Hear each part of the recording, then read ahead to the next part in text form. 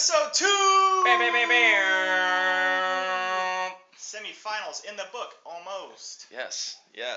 We have one more game this evening that shouldn't change much, but we will be looking on, hopeful for a Christmas miracle. I'm sure Dylan and Jake are, and somehow us as well with the amount of points that we scored this week. Actually, we're selling them, so if Dylan, Jake, either of you guys need some points, we've got or players. Plenty. Yeah. Well past the trade deadline, but anyway, soon, off season. Yeah, we've got Trey and Wesley. It looks like on their way to the finals. Championship matchup. They were the top 2 seeds coming in, so it's playing out like it was supposed to. So congrats to you both. Again, this is what is on the line, and also if you care, this is what I bought with the money last year as the champ. Went ahead and treated myself to a Dalvin Cook jersey, so seems pretty fitting. I know, Trey, you've already got it and him on your roster, so that would be a redundant purchase. But congrats to both of you guys. Taking a look, we'll do a quick recap here of some of these side bets, and then repay those punishments as we move throughout the show. The first one was the total points scored by wide receivers. Technically, Trey still does have Juju playing tonight, but the line was set at 138.5. Juju would need to get 51 points in order for Sean to hit the over on that. So he has agreed to take that one, and if Juju drops a 51, then cheers, Juju. Head-to-head, Cook did score more than Adam, so I've got one there. For those keeping track. Right, where's the Cook jersey? Yeah, way to go. Appreciate that one, Dalvin. Total yards gained by the running backs. Line was at 691. It was on the under, so Sean guessed correctly there. Ben, 2 shotguns to Sean's 1. Touchdown scored by the tight ends. The line was set at 3, and we hit that one on the nose. So that's a bonus shotgun for us. The social. We're going to both hit that. So we're looking at 3-2 now on the shotgun count. Last one was interceptions thrown by quarterbacks in Superflex. The line was set at 5. I expected some turnovers. and we did not get that. We had one lone interception on the week, and that was Russ Wilson. So that ends up at 3 apiece for Sean and I each to do shotguns. You see them here in front of us. And I guess, these are cold. I just got these. This is going to be good. Yeah, we'll go ahead and work outside in. We'll go ahead and start this off proper. I am going back with the funnel again. Thanks, Ted. This first shotgun, obviously it's going to be the first of the 3 we owe for our over-unders, but also brought to you by Warren Sapp. Go Bucks. Or when he played there at the beginning, they were the Yucks, and we certainly are not the Yucks anymore. Just annoying. All right. Let's get prepped. And we are doing 6 Natter Days today, so. Yeah, happy Natter Days, or holidays. To each and every one of you. It's going to take me a second with the foam, I forgot. I'll have the other one prepped. Sure, no worries. Before we do the second one. Just a fun. I'm excited about this show. I am, you guys know for obvious reasons, just amped up with the NFL this past weekend, and we'll dive into it, but very, very good news coming my way. I know that you guys were on the edge of your seats about this, but I am going to the championship in another Dynasty League, so I'll keep you posted. Things are looking good there. I still have Derrick Henry. And to our 2 losers, Jake and Dylan, congrats. You will have a consolation game to get that 3rd place prize money. Good season for both of you, and we'll try to come up with a good side bet there for you guys in that 3rd place game. Just have a good championship weekend. I think we're just. What's she eating? It's a bottle. Let's do this real quick and I'll grab it. Oh yeah, Montana wants that. Yeah. All right. First punishment.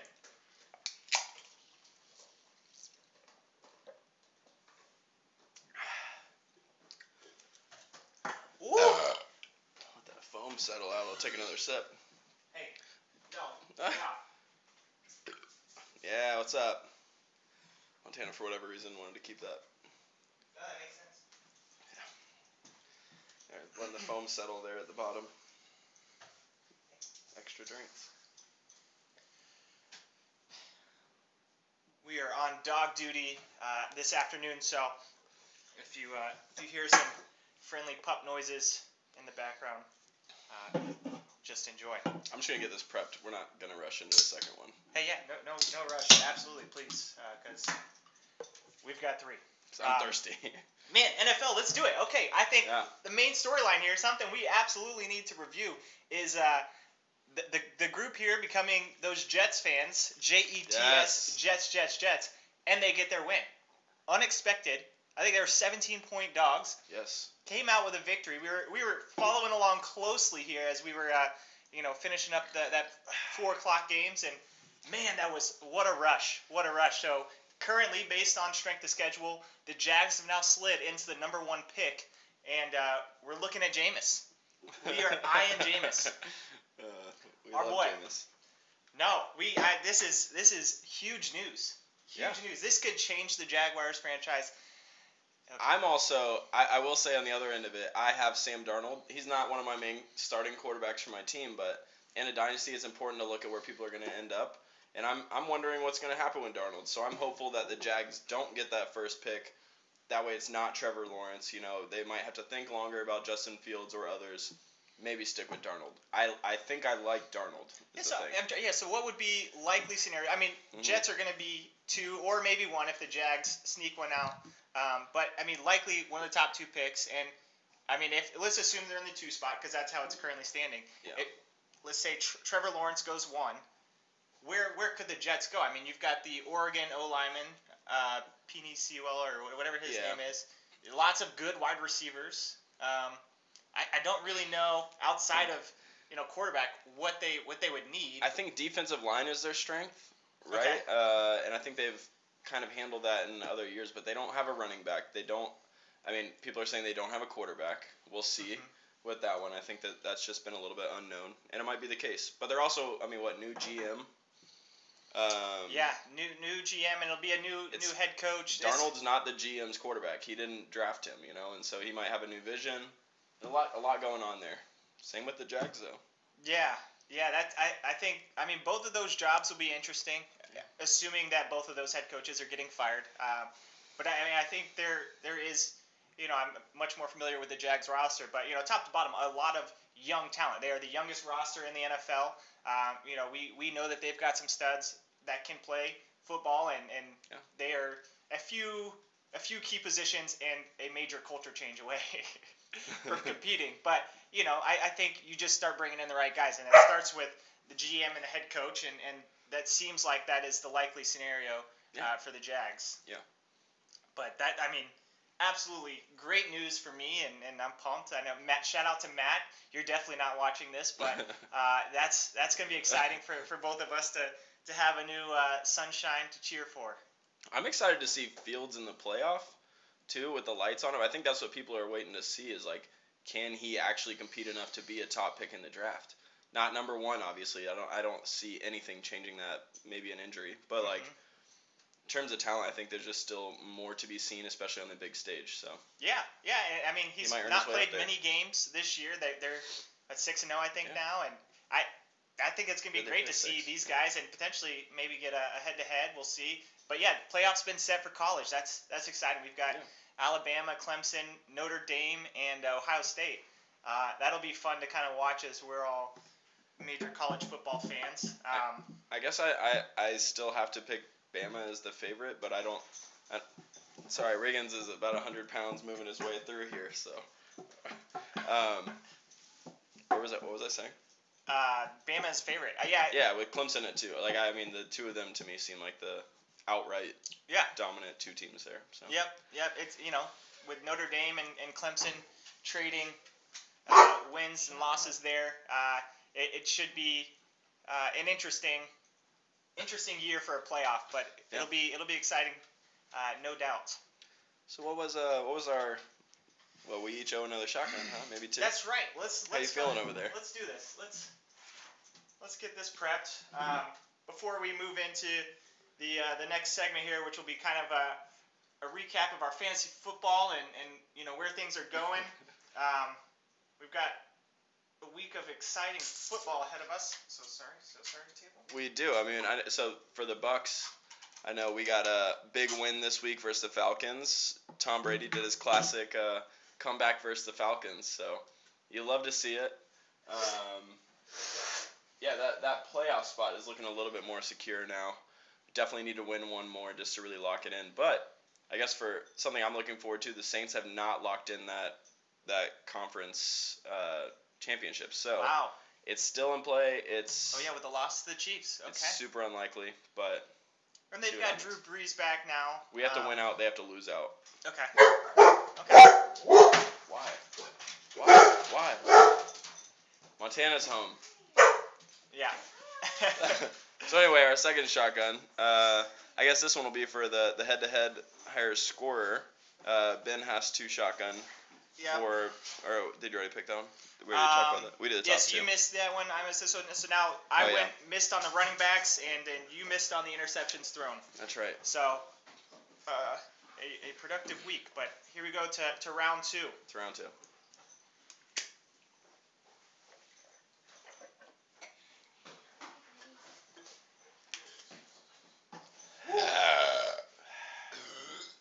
Ice cold. These are frigid. Those mountains are blue. So just let's dive into the recap here. I mean, we were watching from the sidelines, but we got to see 2 just absolute blowouts, and that was exciting. I mean, it kind of followed the storyline that we thought, and actually before we get to the semifinals, sure. The 2 high scorers on the week are the 2 that you're looking at right now. First round knockouts, and we just put up some numbers there. Sean, an impressive 192.7. Thank you. That is just a week. What's the highest we've seen? I know we talked about 200 this year. We didn't quite get there. We didn't get I think we're at the 198 or something. Yeah, it was close. So yeah, you're within a handful of points of having the highest score on the year. I always am. Yeah, and I mean just a great week there. You had scores from everybody. David Montgomery's just been lighting it up. That's the guy for me. I'm hoping it carries over because 4 straight weeks at 140 all-purpose yards or something. Touchdowns just started to come too, so a lot going on. He's had some big runs. Yeah. He's had some. He had the 80-yard. That was last week. 80-yard opening touchdown. 80-yard first play of the game. He's been lighting it up. I saw the last Kid's a baller. 5 weeks. The top 2 scoring fantasy running backs have been David Montgomery and Jonathan Taylor, who's been lighting up on my roster. So it's been fun to see us having the running backs, even though we're not there. And I think if we were in the semis this week, we'd both be advancing with our score. I was at a 172.8, and I'll go ahead and propose it here. Let's do a on the fly side bet for championship weekend. We're in a non-consolation, non-meaningful game, but we should still have a side bet. And I'd put a shotgun. Let's do. Should we try to do a Foster's shotgun? Why don't I propose instead a loaded shotgun? Loaded, okay. So we're talking Still Y-bomb here without the Red Bull. It's beer of your choice and shot of your choice. Yep. Poured in. Deal. Head to head? Yeah. All right. Head to head. All right. See what happens here. So I gotta make sure I check my lineup. If we tie, then we'll do 24 ounces of shotgun. Okay. So it's 2 beers, or you can try and get a 24 on a tie. ouncer. Yeah. It's unlikely, but all right. Well, there's a little inspiration for the rest of you guys. Find somebody that you want to compete with, whether it's a third place game, championship game, or if you're just in the toilet bowl. Find somebody, make a side bet. Let's do some fun videos here. I would eyeball Teddy if I were you guys. If you're looking for some competition. He's on his way out and he is ready to throw something down. Or Dylan. He only scored 80 points. Yeah. No, Happy birthday, Dylan! All right. Oh, hey, man, Dylan! Birthday special. Wow. Happy birthday, That bud. is great. Yeah. Finally, 21, right? That was a birthday present. Yeah, that's good. That Bucks come from behind win on the Falcons. That was birthday. Ooh. He didn't talk much during that game, guys. So yeah, we really lit it up this week. We're gonna light it up again. I think we're gonna both score more points than Wesley and Trey in their championship game. So obviously. But what we're talking about, let's go ahead and talk to the big game. Yeah, we've got Let's do it. Wesley and Trey matched up here. It's gonna be exciting. I think they do have good rosters. I think and maybe this is a good conversation point here, but kind of a blessing in disguise to Wesley's roster because Zeke has been stinking it up this year. He also has Tony Pollard, and he's been able to just plug Tony Pollard in this past week. Got 25, 30 points from him. That's a hard thing to do in Dynasty too. Is just to have this late in the year. your starting guy go out, and I know he hasn't had a good year, but yeah, like having Pollard to just plug in and get 28 points is like that's why you're in the championship. It's moves like that get you there. And moving forward, it seems like he's got a running back that is going to potentially be a stud. That guy, I mean, he moves well. And reminds me of like when Tevin Coleman started to kind of blow up for the Falcons, and then other teams started going after him. Unlucky injury luck for him, but I could see something similar with Pollard. It'll be tough, I know, moving forward, because they're both under contract for a few years, so it's gonna be, you're gonna play one and not the other. It's just gonna be a balancing game. But honestly, I think that the best thing that could happen for Wesley this week is if Zeke misses this week and he's able to get the young Tony Pollard, who I think honestly looks a little bit more electric than Zeke right now. More true runner, less like big body. Yeah. So yeah, it might just be what fits better with the Andy Dalton-led Cowboys. And I can't quite figure out how to get these matchups to show for Week 16. So this is... Yeah, it's not... Mine just did like a little refresh for me. Okay. So it's not... Oh, it's because we haven't finalized this week. This week, it's a Monday fair night enough. game. Okay. So we're just going to go without knowing who their opponents are. It's not a commissioner's fault. This is a filming on Monday night without the week having been finished, but these standings are pretty set in stone. What do we got? Dylan with 81 points, Jake with 111, Trey still has Juju to play, and he's got the 149, and I think Wesley has Deontay Johnson, and he's at 142. So Deontay Johnson, man, you need him to catch the ball. You'd almost be guaranteed a victory if he had just kept that hot streak going.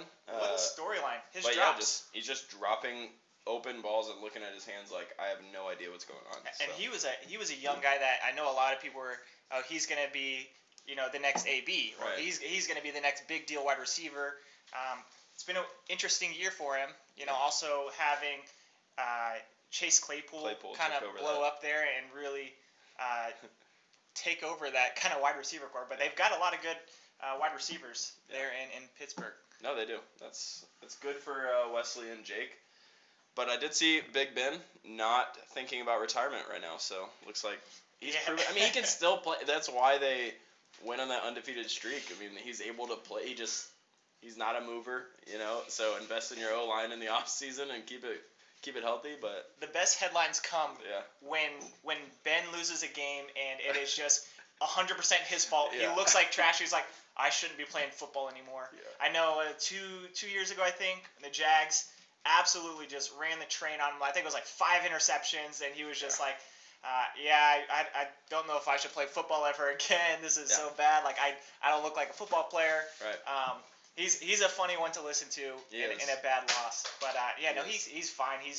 It's a great defense, and it's a good enough offense to really move the ball and compete. So they're going to be a good team down the stretch. Mike Tomlin is just one of the best coaches in the NFL. Great. Like he's great. Great quarterback. Something to be jealous of, I'm sure, for both of us. I like. Yeah, but I just mean like the carousel that we've been on. Oh, sure. Looking at the past 10 years, like you guys have had the guy. That's cool. Yeah. That is great. We've had Gus Bradley, who I think is maybe now not statistically the worst coach of all time. Gase may have taken that over. Has to be Adam Gase. But Gus Bradley was a tough experiment there. He's with. He's Rams? a DC Rams with or the Chargers? Yeah, okay. We got big matchup. Wesley Trey in the final, we assume. Yeah. I guess that is locked in because you couldn't get minus 30 points or whatever it would take. It's locked in. Okay, so there's a 100% chance of victory. And I know last week we both said that it looked like Trey was our favorite, kind of heading into the semifinals there. Are you still leaning that way? I'm looking quickly at matchups. Dalvin Cook plays New Orleans. I'm looking at the ones that you expect to get in that 20 to 30 range to really like alter the week. Dalvin plays New Orleans. That's a tough matchup. At that point you're just very like touchdown dependent because they're not going to let you run free. In my opinion, we'll see. Akers has Seattle. So I wanted to talk about Akers. Came up with an injury at the end of the game. Oh, did he? He did. Akers got hurt again, which he's showing that early. Just unlucky injury stuff going on. So I don't know, but something to look for is the news on Akers because he was definitely injured. And he's got to match up with Seattle, which means that DK is matched up with LA, and he may get that Jalen Ramsey treatment. He might. That could be a tough matchup, something to watch there. So Ben might get the advantage with Lockett. I think about that often with those two wide receiver teams. But looking at Herbert, the difference maker to me this week is going to be Herbert playing against that Denver secondary that is just depleted. This could be the day for Herbert to just let it go. Yeah, and Matt Ryan, the other quarterback that Trey has there, is going against Kansas City, so he's going to have to throw the ball to keep up. So he could get some points there in the quarterback position. It looks like maybe some other areas where he might have some tougher matchups. I'm super interested in the tight end matchup. A big reason why you guys are there again is Kelsey and Mark Andrews. Andrews versus the Giants. They're known to have a pretty good defense right now. So I mean, yeah, we'll see what happens. But yeah, so kind of flipping over here to Wesley's roster now. I mean, so we talked about Seattle LA matchup. That'll be interesting with Russ. I mean, he's got some weapons. He's a bona fide stud. So it is a tough defense, but I mean, he'll put up enough numbers to be able to compete. The Bills and Josh Allen, they've got New England, so another tough defense. It's kind of the opposite here. So Trey had some favorable quarterback matchups, and it looks like Wesley's going to be in a tight spot there at the quarterback. I think what Wesley needs, the difference maker this week, is Mike Davis bouncing back. He's coming off 8 points last week. The week before, close to 30.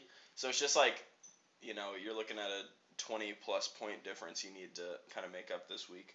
And so definitely possible. What about, because I know McCaffrey hasn't been, officially ruled out for that week, but that would be nice for our now side bet. If I get CMC back for just one game that means something, that'd be beautiful. Yeah, because, I mean, looking at your flex spots, you didn't play a receiver. Doesn't mean you wouldn't. I guess monitor Zeke's situation. But, I mean, your backups did well this past week. Jeff Wilson, what do you got? Chase Edmonds, Carlos Hyde, all pluggable positions if something were to happen there. Devin Singletary. So, I mean, you got the depth to plug and play, and that's... Singletary's had a couple good weeks now stacked on top of each other. Yeah. Oh, no. No, he had 4 the week before against Pitt. But he's got New England, which was showing green. I don't know if that's necessarily how I would believe that to be. But I guess with the Bills... Interested in New England. I mean, just now for the first time being told, no, you're eliminated from the playoffs for the first time in... Yeah. A decade at least. Yeah. So... Yeah. Anyway, that could be an interesting play. I don't think it's fun for all of us on the outside looking in at this matchup because it's going to be close. I think so. I mean, it's lined up to be close given matchups and. Yeah, and the guy that he traded for, Wesley traded for, there at the trade deadline was Tyreek Hill, and that's somebody that is absolutely a difference maker. He's gonna potentially score you 40 points on a given week, and he's had the last 3 weeks, 11.8, 24.6, and 14.4. He could blow up against Atlanta. Exactly, and looking at 2 weeks ago, I messaged in here Tyreek Hill with the hamstring tweak, and that was at the last play of the game. Pulled up, grabbed the hamstring. This week, it's a quieter week, but he still had the touchdown and 40-plus yards. So he's the guy, even injured, is still faster than these people defending him, and he can do it. So then, upside is there. Kind of looking at those matchups, how do you feel about championship game? Because I think it's going to be close, I'm going to stick with what I originally said. I think I'm giving this one to Trey. Okay. And so this is back-to-back years now. Wesley's in the championship. I'm going to go ahead and flip. I know I did say last week Trey, and I'm going to go ahead and give the nod this week to Wesley. I think, just to keep things interesting here, let's go ahead and see what our guy's got. He's not going to lose 2 championships in a row. He is a fighter. So we know that he's going to fight. So then naturally, this is another shotgun bet. Where do we go? It's a shotgun bet for me and Ben here. Okay. I'm going to go with Trey. He's going to go with Wesley. Yeah. If he agrees, so just a straight-up shotgun. We've got the loaded one already on the line for our matchup. But then with yours, I would offer up another 12 ounce. And that'll be nice. 12-ounce, just standard shotgun. That gives us a little rooting interest for the weekend. Yeah. Wesley, I'm pulling for you, buddy. Let's see you get the trophy that way. Go Trey. I think shipping's actually going to be a little bit cheaper to North Carolina instead of New Hampshire. So that's a good point. So let's go ahead. I'll take that. Boston. I'll take that. Ship to Boston. I'll take it. But cool. Well, there it is. There's a championship side bet. We'll go ahead and this is to your tight ends. So the tight ends. Oh yeah. Oh, this is our push. the social. Yeah. The 3 line. Who were the 3? I know we had Kelsey for 1. Kelsey, Tanyan, and Was it Andrews? Andrews, I think. I hope so. It wasn't Logan Thomas for Dylan. It was Mark Andrews. Okay. Yeah, Logan Thomas had a 100-yard game though. 13 catches. No TDs. No TDs. That's great though. That's You need a lot of reps. So. Sounds like Darren Waller on that receptions and yardage. But I hope Waller, not for your team's sake, but I just hope in general for his story and just fun guy to watch. Needing more tight ends in the league. I like a Gruden-led offense, so I'm pulling for Waller moving forward. Yeah, absolutely.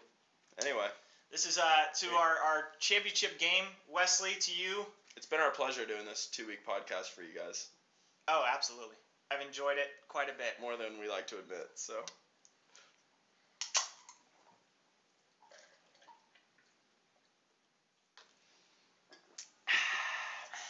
All right, boys. Go Trey.